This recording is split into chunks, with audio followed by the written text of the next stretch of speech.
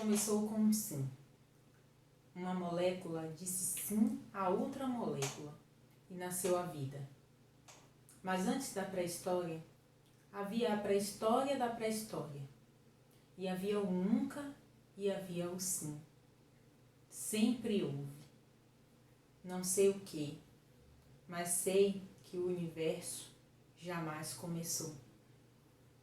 Olá, eu sou a Fernanda de Moraes e estou aqui para compartilhar com você a minha primeira impressão do livro A Hora da Estrela, de Clarice Lispector. Vamos lá?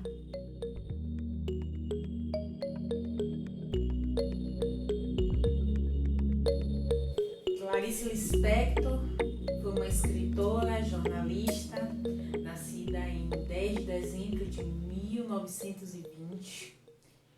Deixou este mundo no dia 9 de dezembro de 1977, na véspera de completar 57 anos. Escreveu contos, ensaios, romances. Ganhou muitos prêmios por isso. E das suas obras principais nós podemos citar o seu primeiro romance, que é Perto do Coração Selvagem.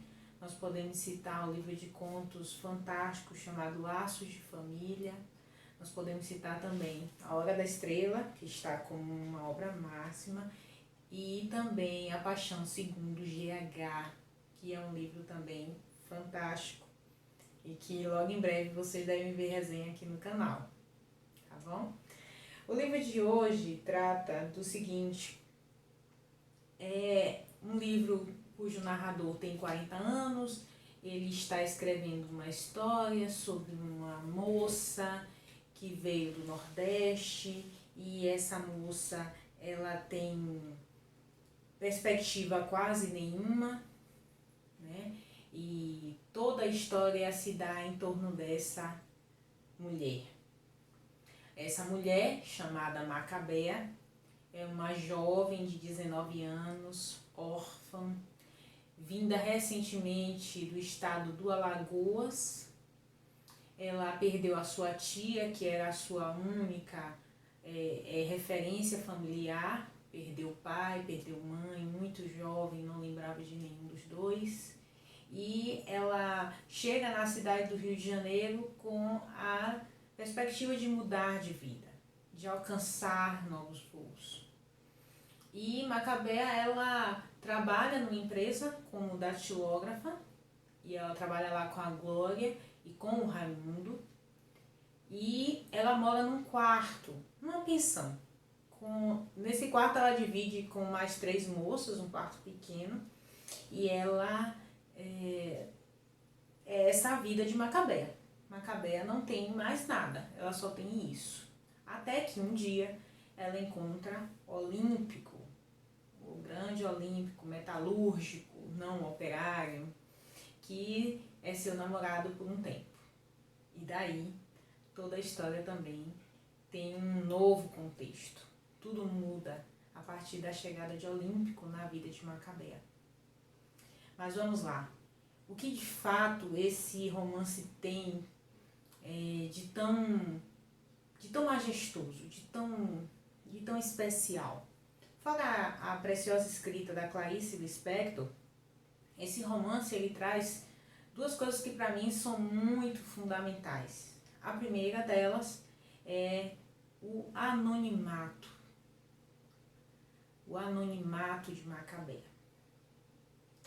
Macabea, ela vive de um jeito que ela parece não existir de fato. E vocês logo vão entender por quê. Uma outra coisa que a gente não pode deixar de falar nesse livro é desse êxodo, né, que acontece, não sei se a palavra bem é êxodo, mas essa migração que acontece entre as décadas de 50 e 70, após a Segunda Guerra Mundial, quando o Brasil começa num processo de industrialização fomentado no governo de Juscelino Kubitschek, de avanço industrial. Então, os nordestinos, os povos que moravam no interior do país, nessa região nordeste em especial, começaram a migrar para o sul e o sudeste do Brasil para melhorar de vida, né? com o sonho, com a ideia de que tudo seria diferente devido às grandes secas que nós tínhamos no país naquela época e que não é muito diferente agora. Em resumo, a obra trata dessa vida hostil que Macabea ela vive junto com essas pessoas com as quais eu mencionei aqui, a Glória, o Raimundo, o Olímpico, as meninas na pensão. Uma outra coisa muito interessante nesse livro é a forma como o narrador ele descreve, ele desenha sobre o povo nordestino na figura de Macabea. Ela é sempre tratada como alguém desprovido de beleza, desprovido de inteligência, de uma ingenuidade muito peculiar. Macabea é suja, é mal educada e faminta. Então, quando você vai lendo, você vai vendo esse retrato, essa pessoa na figura da Macabea, como se todo o povo nordestino fosse daquele jeito. Mesmo porque ela não é tratada como alagoana, como ela mesma se diz, mas como nortista, né? Então, todo mundo que vem do Nordeste é como se fosse uma coisa só. É tratado como se não tivesse uma identidade do seu próprio estado. É tratado como se tudo fosse igual, e a gente já conhece essa história desde 1500. Então, essa falta de diferença, esse tratamento conjugado, como se todos fossem de uma mesma forma, é algo muito forte, muito gritante no livro A Hora da Estrela. Eu quero compartilhar com vocês agora alguns trechos desse livro. Na página 24, nós temos o seguinte trecho, que ela era incompetente. Incompetente para a vida. Faltava-lhe o jeito de se ajeitar. Só vagamente tomava conhecimento da espécie de ausência que tinha de si em si mesma. Se fosse criatura que se exprimisse, diria: o mundo é fora de mim. Eu sou fora de mim. Na página 45, nós temos um trecho aqui que fala de Olímpico. Diz o seguinte: Olímpico de Jesus trabalhava de operário numa metalúrgica e nem notou que ele não se chamava de operário, e sim de metalúrgico. E depois eu vou fazer um comentário após ler aqui o pote da página 83. Os que me lerem assim, levem um soco no estômago para ver se é bom. A vida é um soco no estômago. E todos esses trechos que eu trago aqui são para ressaltar uma coisa muito importante nesse livro, que é a forma como Clarice deixa bem claro a incapacidade de reflexão das pessoas que precisam trabalhar para viver. Não que elas não sejam capazes, não que elas não sejam dotadas de inteligência o suficiente para refletir, mas lhe falta tempo, lhes falta necessidade de reflexão. Porque mais importante do que refletir sobre a sua própria vida e sobre quem você realmente é buscar o alimento todos os dias para pôr na mesa.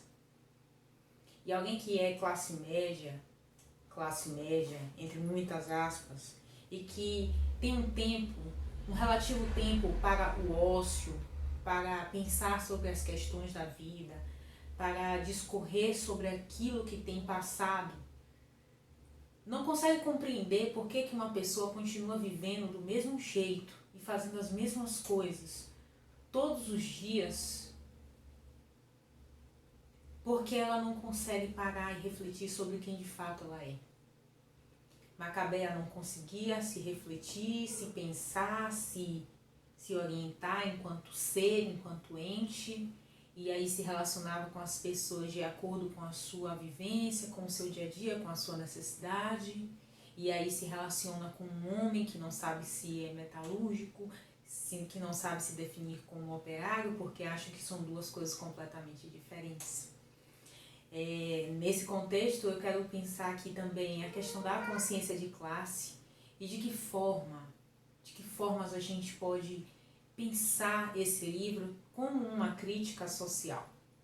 Como ler A Hora da Estrela e não pensar sobre questões sociais que foram problemas e que ainda são problemas depois de tantos anos. E é essa a minha primeira impressão sobre o livro, e eu não poderia deixar aqui de citar alguns livros para a gente continuar pensando de forma crítica esse nosso país. A primeira indicação é Quarto de Despejo, da doutora honoris causa Carolina Maria de Jesus. Também eu quero citar aqui o livro Olhos d'Água, da Conceição Evaristo, que é um livro de contos em que ela relata a vida da mulher, do homem, do povo negro, favelado, no Rio de Janeiro. E eu quero citar também 2 filmes que nos ajudam a refletir muito, e quando eu os assisti eu pensei sobre isso.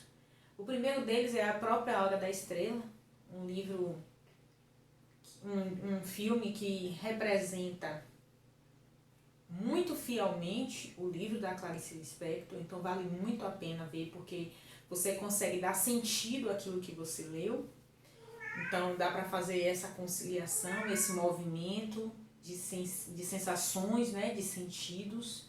E um outro filme é O Outro Lado do Paraíso, que é um filme fantástico que conta a história de Fernando, um menino que sai do interior de Minas para a cidade de Brasília no comecinho ali da década de 1960, prestes à explosão da ditadura militar no Brasil. E é muito bacana ver o povo brasileiro lutando pelo seu espaço e por conquistas e querendo sair do anonimato, como Macabeia também não conseguia pensar, mas certamente queria ter saído.